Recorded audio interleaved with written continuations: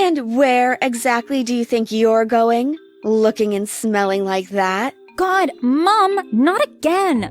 I'm just heading to school. Why won't you just let me be? Not like that, you're not. Now go back to your room, take a shower, and wash your hair. You smell like a homeless person. I don't mind, I shrugged. Why does it bother you so much? It's not your body. Move. Not the shower again. God, I really hate showering. To be honest, I hate a lot of things. I hate cleaning myself or my room up, dressing up for any occasion, leaving my room, going to school, learning, and every other thing that exists. They just don't make sense to me. Unfortunately, being a high school student and teenager, living under my parents' roof, I had no other choice than to do most of the above.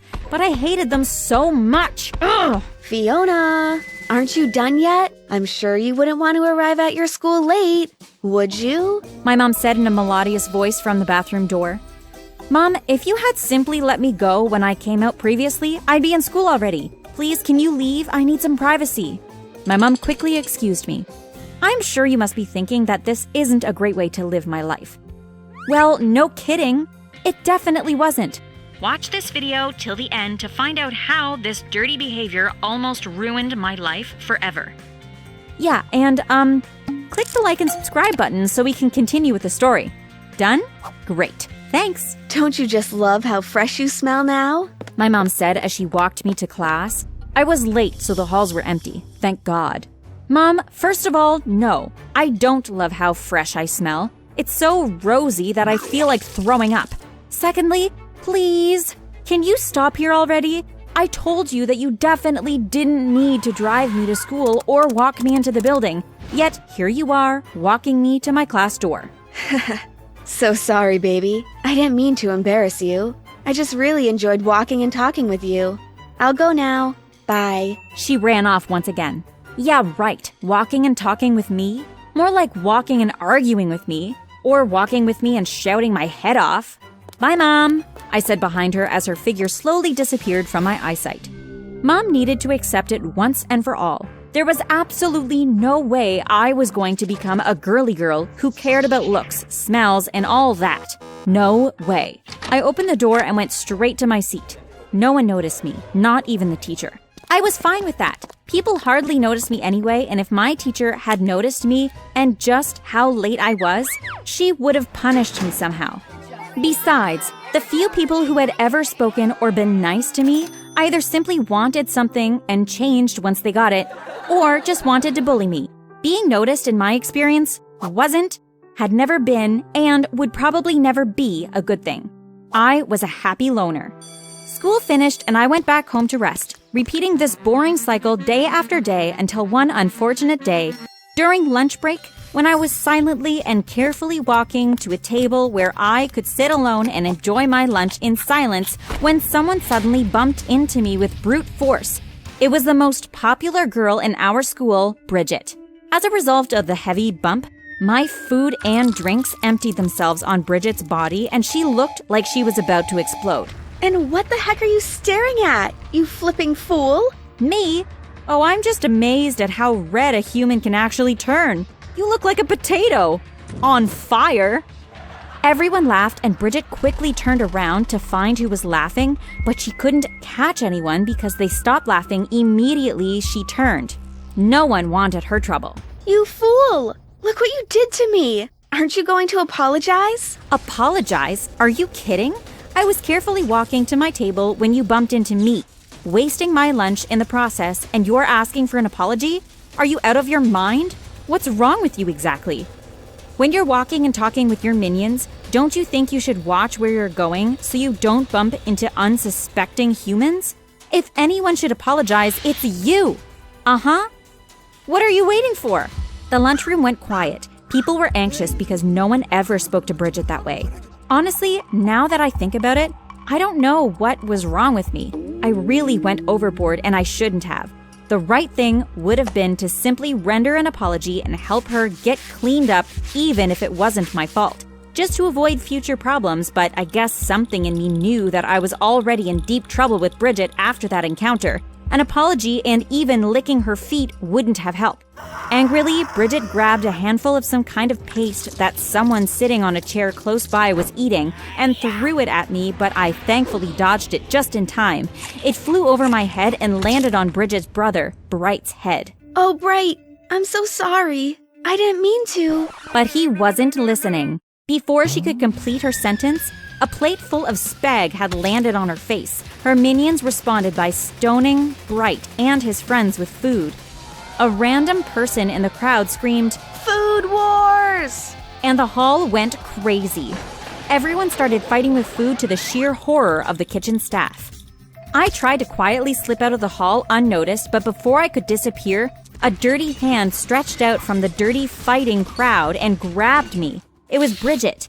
I tried to force my hand out of her grip and looked up too late. Her hand was coming at me with force, and I suddenly heard a heavy thud on my cheek, releasing hot tears from my eyes as it left my face. Don't think this is close to over.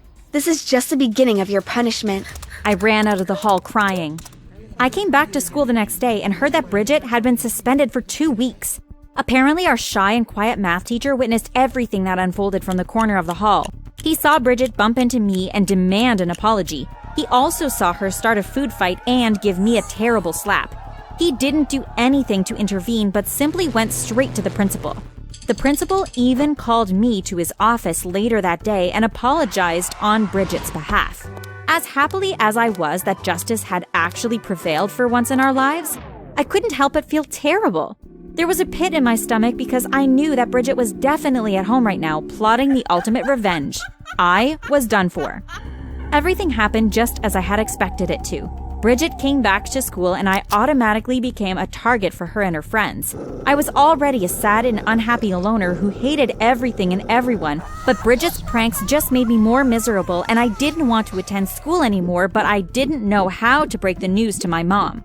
Bridget made everyone believe that I had some kind of disease that caused sores all over my skin, which was why I hardly bathed or washed my hair and always wore long sleeves.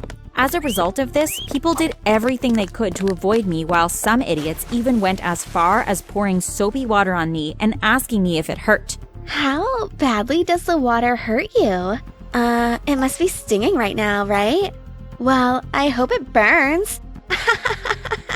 My mom noticed that I was withdrawing myself from the world even more, and although she tried to talk to me about it, I didn't know how to explain anything to her. I just sat by the corner, remained quiet, and cried.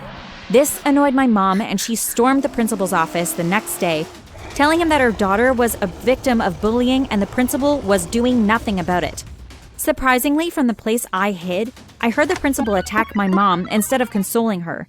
He told her that I had always been a depressed loner and my problem was definitely not from school. In other words, he was calling my mother a bad mother. She left the school fuming, bumping into Bright on the way, who was also eavesdropping on the conversation but not doing a very good job of hiding. To my surprise, after overhearing the conversation between my mom and the principal and seeing just how bad I was having it, Bright, Bridget's twin brother of all people, started being really nice to me. I honestly wasn't used to such kindness, so I quickly fell in love with him. Besides, he was also really stunning and handsome. He was practicing basketball one day, and I sat quietly, admiring his skills and muscles, when a girl I'd never seen before approached me. Food for the eyes, am I right? She laughed. Who are you? I'm nobody, but I know what it feels like to have a crush and keep quiet about it. It kills you slowly from the inside. I think you should tell him how you feel quickly, before it's too late. Besides, everyone has seen how nice Bright has been to you lately. It's obvious he has a crush on you. Really? Obviously. This discussion gave me the boost of confidence that I needed, and I walked straight to Bright once he was done with his practice. Hey, pretty. Want me to walk you home? Bright, there's something I want to tell you. What's that? Go ahead. He laughed. You're making me nervous. I like you. What? He laughed. Fiona, you don't really think we can date, do you? Look at me, and I mean, look at you. How do you think that can work? I was just being nice because I felt bad about what my sister was doing to you. But you're obviously taking it the wrong way. Don't talk to me ever again. Bright quickly walked off and left me standing all alone on the basketball court. I cried throughout the night, but what awaited me in school the next day was even worse. Videos of me telling Bright how I felt and being rejected were all over the school. I ran back home crying and finally got the courage to tell my mom everything that had been happening. She was sad, but after a few minutes of brooding, she told me that what I needed was a makeover. What?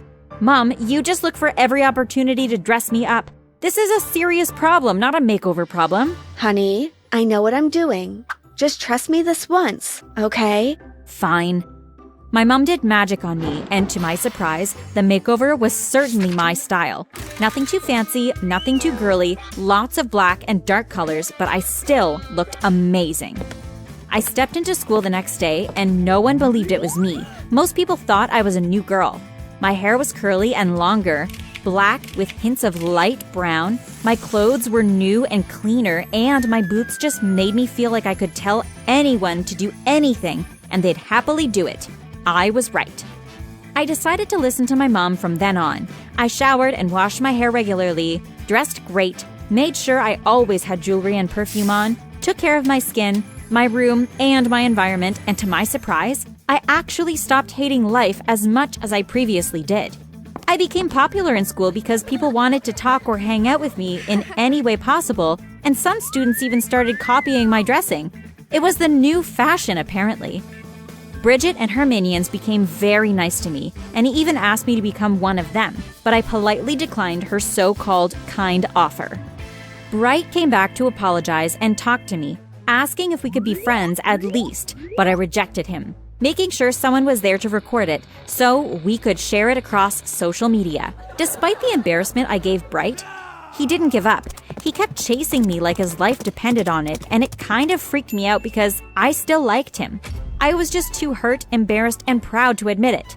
When my mom noticed that Bright was trying to date me after seeing him in our compound so many times, she reminded me that he did his best to make me feel good when his sister was tormenting me for no exact reason, apart from the fact that he wanted me to feel better, so he deserved a second chance at least. I reluctantly agreed with her. I told him that I would go on a date with him on one condition. I'll do anything to prove to you that I'm not a jerk. Good. Because we're going to prank your twin sister and her friends, and you're going to be the one responsible for everything. I think that's fair. I'll do it. Eek! Bridget has no idea what's coming for her. We both laughed. After playing just a few pranks on Bridget and her friends with them being clueless concerning who was messing with them, we realized that we enjoyed being in each other's company much more than hurting Bridget and her friends, and we shared our first kiss. I really turned a new leaf, and my life turned around for good. Whenever I felt sad, anxious, or depressed and tried going back to my old ways, my mom and my boyfriend Bright were always there to encourage me to keep pushing. They did this until I was a totally new person with automatic habits, and I loved them for it. With Bright's encouragement and motivation, I joined the school swimming team and started excelling in competitions. I and Bright were really the school's power athlete couple, and he proved to me that he loved me and was ready to do anything for me. I gave life a chance, and it gave me happiness. Please do the same.